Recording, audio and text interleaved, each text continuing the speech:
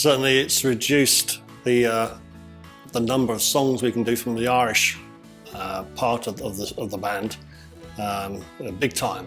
And one thing amazing about Neal was the collection of songs he had in his head. The number of lyrics he knew was absolutely amazing. It was pretty devastating for the band, really. It obviously came as a shock to us all, and he left a huge gap in the band. You know, he sang a lot of the songs. He was 50% or more of the set, and also coming into rehearsal and seeing his microphone there and trying to get used to rehearsing without him, which was very difficult. But yeah, it was a huge impact. Devastating, really, because Neal sung most of the Irish material. So when he passed away, he was like, you know, he was stuck, really. For me, that was the most devastating thing, was that he sang a majority of the songs, which were Irish songs. The impact of Neal passing in the band has been quite devastating. We have agreed to continue as a band in memory of Neal. But me personally, I've lost a good friend and someone I used to have quite a little cheeky relationship with. And yeah, it's going to be very sad, but we will continue in memory of Neal.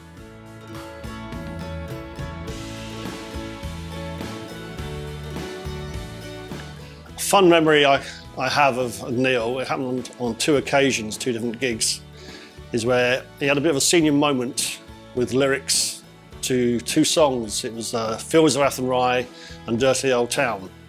And we played one, and then as we went into Dirty Old Town, Neal started to sing Fields of Athenry. And he thought, oh no, stop.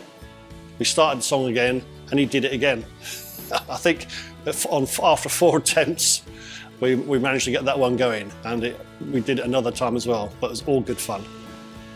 I have a few memories of Neal's time in the band, but one of the most special moments for me was after we played a gig at the Lord Nelson, and we'd done a couple of the original songs that we'd initially recorded, and he just grinning from ear to ear like a school kid.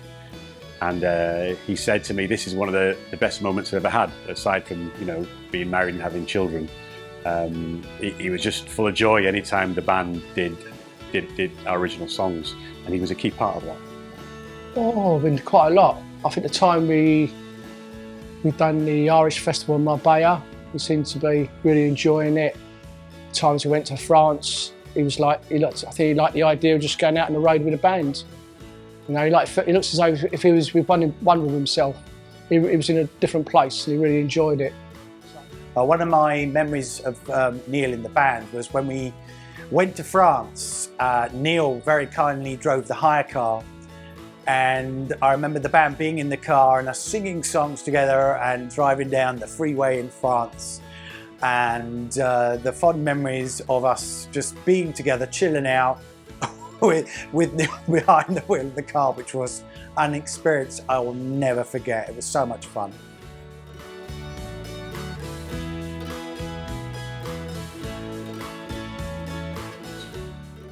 Neal loved the idea of singing band original songs and was very involved with the songs, and he really enjoyed that. I think that's an important part of what we were doing that he really enjoyed.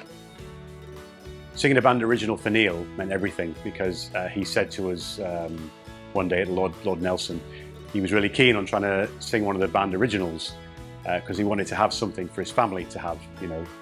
And when we recorded Henry Street with him, we were very lucky to get his vocals captured before he passed. And again, you could just see the joy in his face as he was singing and recording that, knowing that there was a song that he was singing that was a band original that was going to be released. Oh, he was over the moon about it. I think from coming from his background playing the folk clubs, and the next thing he's playing and singing and recording the original material and getting it released and getting it airplayed was just like something he'd always dreamed about, I guess. So it must have brought immense pleasure to him. For Neal to sing band originals, I think it meant an awful lot. In fact, Henry Street, which was the last song we recorded with Neal, was a song that, as most people know, I produced and recorded. And on one day I came in to record Neal with just his vocals and his guitar. It was just the two of us. And he looked me straight in the eye and he said, "Thank you very much for doing this, Martin. It means a great deal.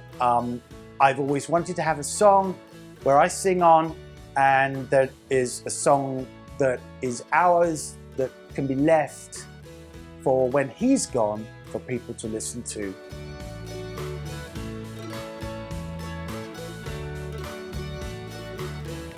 A couple of the songs that, which I enjoyed with Neal, one completely seemed out of character, was called Safety Pins at Punk Rockers, which was very amusing, very good. And Neal also did a very, very good version of Sally McLennan. He really put his soul into that one. You could tell by his face he was really enjoying singing it. I had two favourites really, songs that Neal sang in the band. The first was O'Sullivan's John, because Neal sang it with such gravitas, and you actually felt like he was the person in the song. And he just gave that song so much. And every time we played that song, I really thoroughly enjoyed it. We've tried it since, and it just doesn't have the same impact. It was Neal's song basically. And then my other favourite has to be Henry Street, for the simple fact that we finally got to record Neal doing what he does best, which is singing a folk/Irish song. Ride On by Christy Moore, I thought he'd done a good version of that. Safety Pins, Fields of Athenry. And when it came to other stuff outside the band, never forget him doing the other Irish songs on his own. You know, Paddy in the Barrel and stuff like that. Never forget, he made them songs his own. So I should miss that side of it as well as the band side of it. I have two favourite songs that we used to play with Neal. My first song was definitely Fields of Athenry. I loved the way he sung that, and the way the crowd always used to interact, because it was that kind of song that everyone knew. And it was just something about the way that Neal sung it. He took ownership for it, and it was a song that's slightly different in our set too, because it wasn't neither rocky nor too slow. It was just right, and I just loved it every time he sung it. The second song is a song that we haven't done since Neal went, and it's maybe controversial, but 7 Drunken Nights, when he sang it, I just absolutely loved it. It was a song I always used to say, 7 Drunken Nights, and just, yeah, that's one I missed the most that he used to sing as well.